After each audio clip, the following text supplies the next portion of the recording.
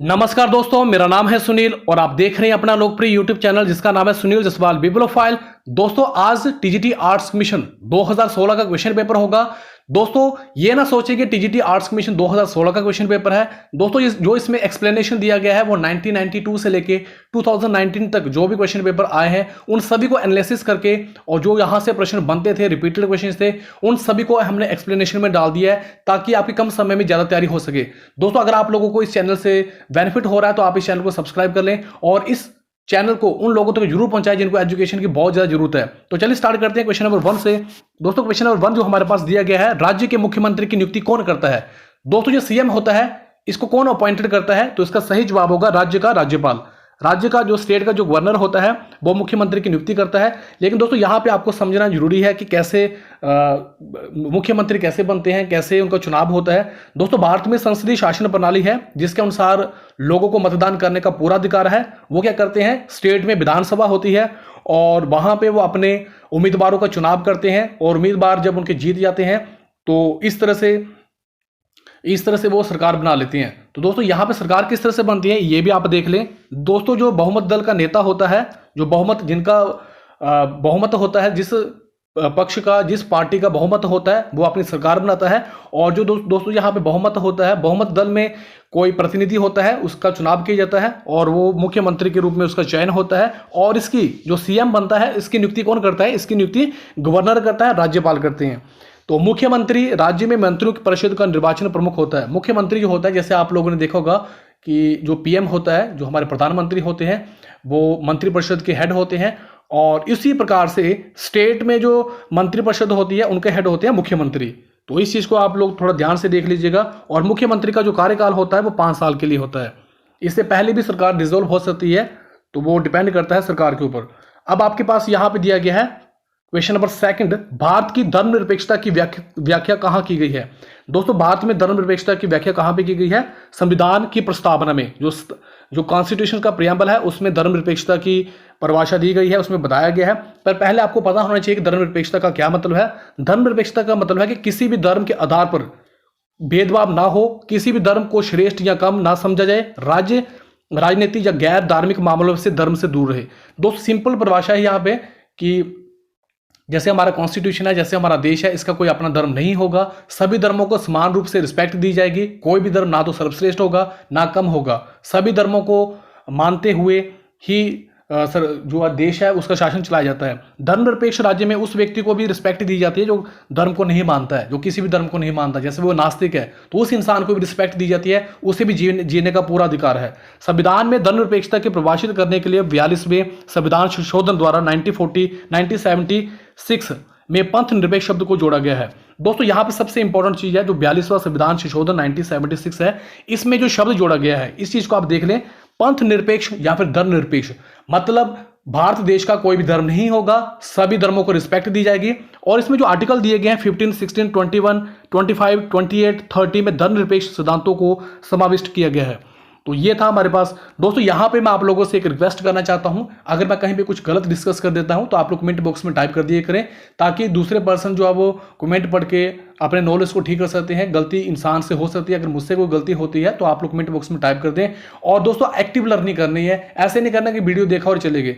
ऐसे passive learning होती है। जब आप एक्टिव लर्निंग करते हैं तो आपका जो नॉलेज है वो परमानेंट हो जाता है और आपको सीखने को बहुत कुछ मिलता है। और आपके नॉलेज को जब आप शेयर करोगे तो आपका नॉलेज भी इंक्रीज होता है। चलिए नेक्स्ट क्वेश्चन की तरफ चलते हैं। क्वेश्चन नंबर 3 हमारे पास, भारतीय संविधान में आपातकाल के दौरान मूल अधिकारों का निलंबन का विचार किस से उधार लिया गया है? दोस्तों जो भारतीय संविधान है, इंडियन कॉन्स्टिट्यूशन है, इसमें जो इमरजेंसी के समय जो हमारे फंडामेंटल राइट होते हैं उनको निरस्त कर दिया जाता है, उनको खत्म करने का, जो निलंबन करने का जो विचार है वो कहां से वो रोक लिया गया है, कहां से वो उधार लिया गया है? तो इसका सही जवाब होगा जर्मनी से। जर्मनी के संविधान से आपातकाल के दौरान मूल अधिकारों के निलंबन का विचार लिया गया है। दोस्तों, यहां पे भारतीय संविधान के कुछ विदेशी स्रोत भी हैं, इनको भी देख लेते हैं, काफी बार रिपीट होते हैं ये। संयुक्त राज्य अमेरिका से क्या लिया गया है? मौलिक अधिकार। और कौन सा लिया गया है? न्यायिक पुनर्विलोकन। ये सभी कहाँ से लिए गए? यूएसए से लिए गए हैं। ब्रिटेन से क्या लिया गया है? संसदीय शासन प्रणाली और एकल नागरिकता। दोस्तों इंडियन कॉन्स्टिट्यूशन जो है वो भारतीय सिटीजन को सिंगल सिटीजनशिप प्रदान करता है। अमेरिका में दोहरी नागरिकता प्रदान की गई है, स्टेट लेवल पे भी और नेशनल लेवल पे, लेकिन इंडिया में सिंगल सिटीजनशिप का कॉन्सेप्ट है। और आयरलैंड से हम यहाँ पे क्या लिया गया है? नीति निर्देशक सिद्धांत। तो ये प्रश्न भी काफी बार पूछा जाता है। और यहां पे आपके पास कनाडा से क्या लिया गया? संज्ञानात्मक विशेषताएं। रूस से क्या लिया गया? मौलिक कर्तव्य। दोस्तों मौलिक कर्तव्य 42, 90, 76 संविधान संशोधन के द्वारा इनको इंक्लूड किया गया है। तो इस चीज को आप देख सकते हैं, काफी इंपॉर्टेंट है ये। अब आपके पास क्वेश्चन नंबर 4, किस परिस्थिति के अंतर्गत राष्ट्रपति आपातकाल घोषित कर सकते हैं? काफी इंपॉर्टेंट प्रश्न है दोस्तों। जो राष्ट्रपति है वो उनको आपातकाल इमरजेंसी घोषित करने का पूरा अधिकार है। और ये कब घोषित करते हैं इसके बारे में देख लेते हैं। दोस्तों जब बाहरी आक्रमण होता है या फिर सशस्त्र विद्रोह होता है या फिर आर्थिक संकट होता है तब इमरजेंसी को घोषित किया जाता है। भारतीय संविधान में 3 प्रकार के आपातकाल के बारे में यहाँ पे बताया गया है। सबसे पहले यहाँ पे देख लेते हैं राष्ट्रीय आपातकाल, नेशनल इमरजेंसी, जो किस आर्टिकल में आता है? सिंपल याद रख लें, 352। राष्ट्रपति शासन, प्रेसिडेंट रूल जो है वो 356 के अंडर आता है। और वित्तीय आपातकाल जो है वो 360। यहां पे मैं आपको बताना चाहता हूं जो फाइनेंशियल इमरजेंसी है वो इंडिया में एक बार भी नहीं लगी है, कभी भी इसको लागू नहीं किया गया है। भारत में अब तक 3 बार राष्ट्रीय आपातकाल जो है वो लग चुका है। अब हम चलते हैं नेक्स्ट क्वेश्चन की तरफ। Question number 5। दोस्तों इस चैनल पे आपको स्टडी करवाई जाती है, आपका टाइम वेस्ट नहीं किया जाता है। ये यहाँ पे सबसे खासियत चीज यही है कि स्टडी की तरफ ज्यादा ध्यान दिया जाता है, समय आपका कम बर्बाद किया जाता है।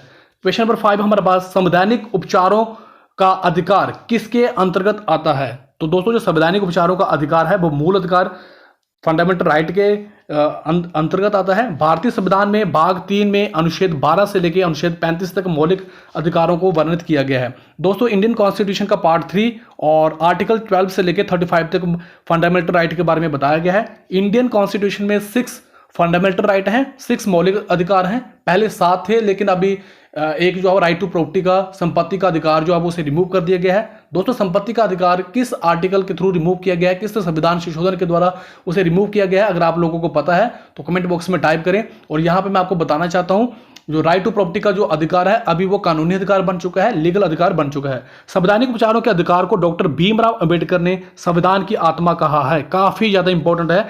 संवैधानिक उपचारों का जो अधिकार है उसे डॉक्टर भीमराव अंबेडकर ने संविधान की आत्मा कहा है। क्यों कहा है इसके बारे में देख लेते हैं। दोस्तों जो हमारे जितने भी अधिकार हैं, इससे हमारे 6 अधिकार हैं। अगर 5 अधिकारों का वायलेशन होता है तो उनको सुरक्षित रखने के लिए संवैधानिक उपचारों का जो अधिकार है उसे बनाया गया है, जिससे कि हमारे जो फंडामेंटल राइट हैं उनको अच्छी तरीके से हम लोग इंप्लीमेंट कर सकें, उनका सही तरीके से यूज कर सकें। ये अधिकार अनुच्छेद 32 में वर्णित है, जिसके अंतर्गत मौलिक अधिकारों को परिवर्तित कराने के लिए समुचित कार्रवाइयों द्वारा उच्चतम न्यायालय में आवेदन करने का अधिकार प्रदान करता है। दोस्तों यहां पे आपको पहले बता दिया है कि अगर मान लो फंडामेंटल राइट का वायलेशन होता है तो आप लोग हाई कोर्ट में जा सकते हैं, सुप्रीम कोर्ट में जा सकते हैं। तो जब आप वहां पे जाते हैं तो आपके अधिकारों को सुरक्षित रखा जाता है, उसे पूरी सुरक्षा प्रदान की जाती है। चलिए आगे चलते हैं नेक्स्ट क्वेश्चन की तरफ। 6, राज्यसभा में चुने गए सदस्यों की अधिकतम संख्या क्या है? दोस्तों जो आपके पास राज्यसभा है उसमें मैक्सिमम स्ट्रेंथ क्या है? राज्यसभा की मैक्सिमम स्ट्रेंथ क्या है? तो वो है 250। इसे उच्च सदन भी कहा जाता है। निम्न सदन लोकसभा को कहा जाता है, उच्च सदन जो है वो राज्यसभा को कहा जाता है। वर्तमान में राज्यसभा के जो मेंबर हैं वो 245 हैं, जिसमें 12 सदस्य राष्ट्रपति मनोनीत करते हैं। दोस्तों ये 12 जो मेंबर होते हैं वो कौन से होते हैं? वो आपके पास आर्ट, साइंस, लिटरेचर और खेल से संबंधित होते हैं और इनको इंक्लूड किया जाता है। कहां पे इंक्लूड किया जाता है? राज्यसभा में। और अभी टोटल कितने हैं? 245। तो यहां पे आप लोग देख पा रहे हैं राज्यसभा की सदस्यता के लिए जो एज चाहिए वो 30 ईयर चाहिए, लोकसभा के लिए 25 चाहिए। राज्यसभा एक स्थायी सदस्य है जो कभी भंग नहीं होता है। दोस्तों राज्यसभा जो है उसे कभी भी भंग नहीं किया जाता है। तो इसके सदस्यों का कार्यकाल 6 साल के लिए होता है। भारत का उपराष्ट्रपति राज्यसभा का पदेन सभापति होता है। एक्स ऑफिसो चेयरमैन कौन होता है? उपराष्ट्रपति। क्वेश्चन नंबर 7 हमारे पास, सामान्यतः यूनियन राज्य क्षेत्र का किसके द्वारा शासन किया जाता है? दोस्तों यहां पे सिंपल तरीके से मैं आपको बताता हूं। ये यूनियन टेरिटरीज है हमारे पास, केंद्र शासित प्रदेश है, उन पे जो शासन किया जाता है वो किसके द्वारा किया जाता है? तो वो केंद्र सरकार के द्वारा किया जाता है। भारत के राज्यों को अपनी चुनी हुई सरकारें होती हैं। जैसे आप लोग देखते हैं स्टेट में सरकारें होती हैं, लेकिन जो केंद्र शासित प्रदेश होते हैं इसमें जो शासन किया जाता है वो सरकार के द्वारा किया जाता है, केंद्र सरकार के द्वारा किया जाता है।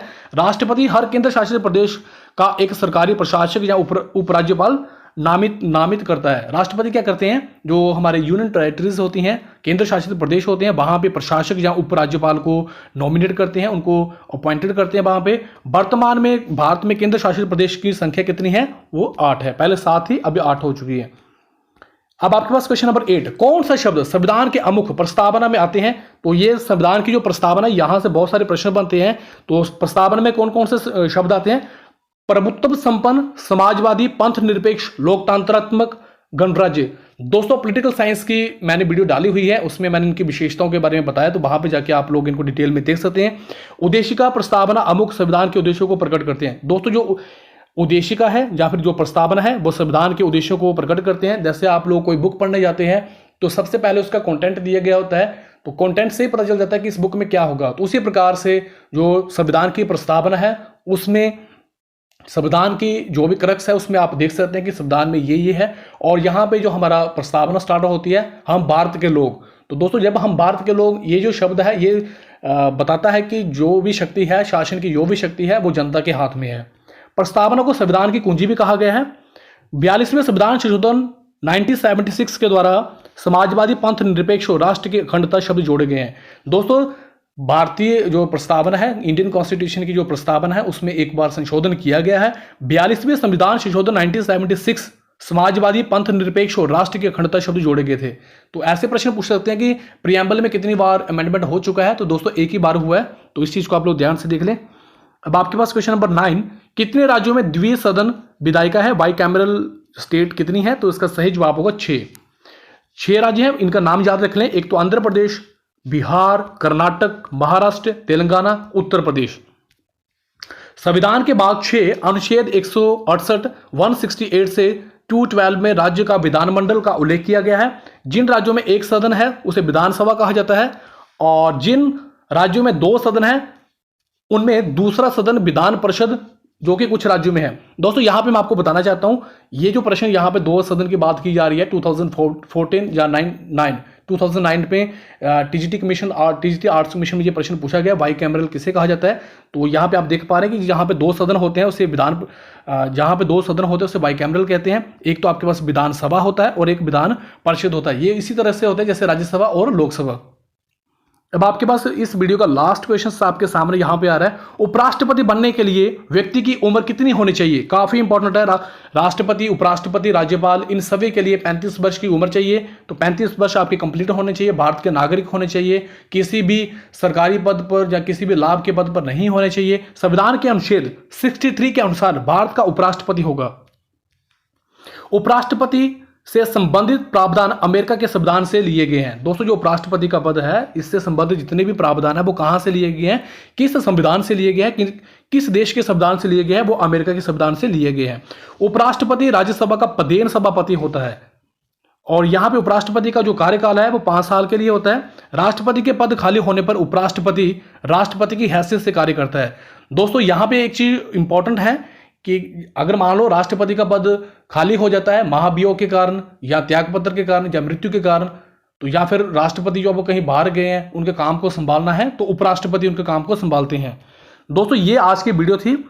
आप लोगों के कोई भी मन में प्रश्न हो या फिर आपने कुछ पूछना हो या जिस भी टॉपिक पे आपको वीडियो चाहिए, आप अपनी राय कमेंट बॉक्स में जरूर बताएं। आप लोगों ने मुझे इतना समय दिया, आप सभी का बहुत बहुत धन्यवाद। थैंक यू वेरी मच दिल से।